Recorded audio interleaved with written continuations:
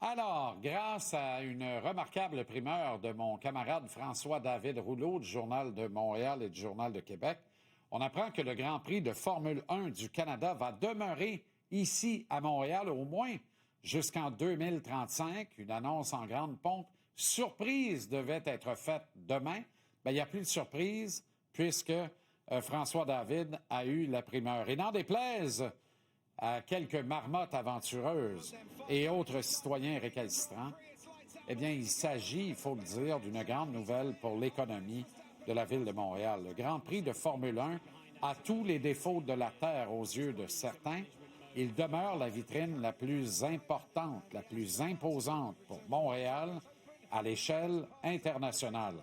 Le panorama du circuit Gilles Villeneuve de l'île Notre-Dame est la plus belle carte postale pour le Québec aux yeux du reste de la planète.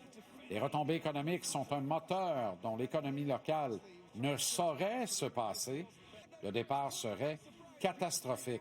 Que dire de la fierté de compter ici chez nous sur une épreuve du grand cirque de la plus haute technologie automobile mondiale? Bien entendu que cet afflux de touristes étrangers augmente le vice sur Montréal. Rappelons que le phénomène de la prostitution existait avant le Grand Prix et qu'il continuera d'exister si Montréal perd son épreuve du calendrier de Formule 1. Le commerce du sexe n'est pas marginal lors du week-end du Grand Prix, c'est tout à fait vrai. Il faut le déplorer, c'est tout aussi vrai. Peut-être vaudrait-il mieux l'encadrer plutôt que de tenter de mieux gérer les terrasses des commerçants. Mais la vraie question, est-ce qu'on veut vraiment perdre ce remarquable outil de retombée économique sous prétexte qu'il voit le phénomène de la vente des charmes et autres drogues sur l'île augmenter de façon substantielle? Encadrons davantage. Déployons plus d'efforts à ce niveau. Le Québec a perdu les expos, ne sont toujours pas revenus. Est-ce qu'on va retrouver nos amours un jour? Bien malin qui peut prétendre que oui, ce serait hasardeux. Québec a perdu les Nordiques. Le départ inestimable que la capitale ne semble pas prête de voir revenir. Gary Bettman fait de l'adoration d'Atlanta où le hockey a été un retentissant échec à 2 fois plutôt qu'une. Ce n'est donc pas demain la veille que nous revivrons cette guerre fratricide entre le Canadien et les Nordiques, hélas.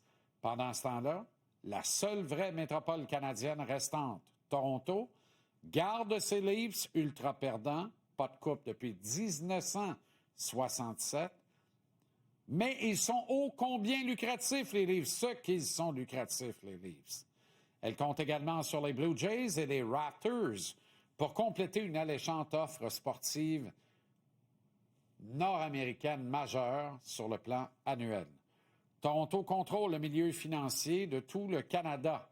Elle veille, elle guette, elle s'occupe de ses affaires et toute sa population en bénéficie.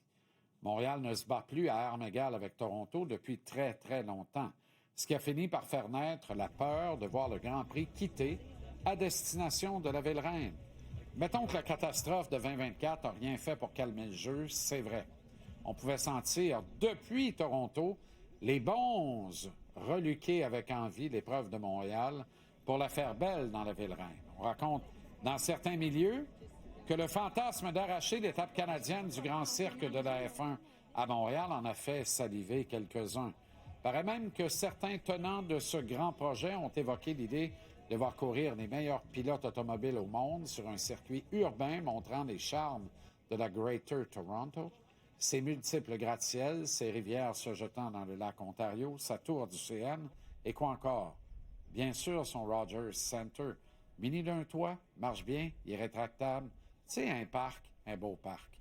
Heureusement, il semble que Montréal soit sauvé, au moins jusqu'en 2035.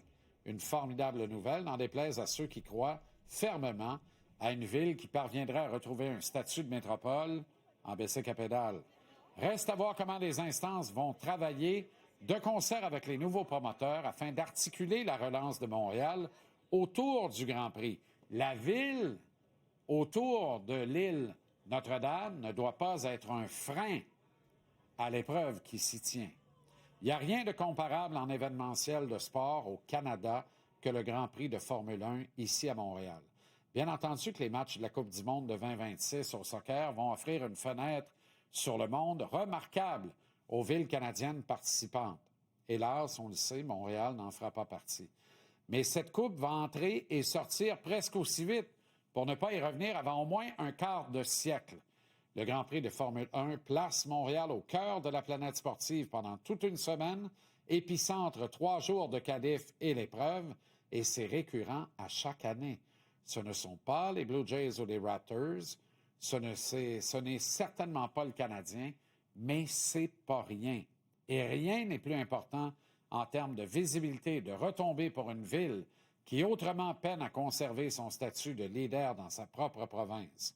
Le Grand Prix reste l'affaire de Montréal et du Québec. À nous d'en prendre bien soin, de faire consensus autour de lui en capitalisant sur ses qualités et en cessant de continuellement exposer ses carences, ses défauts et sa laideur.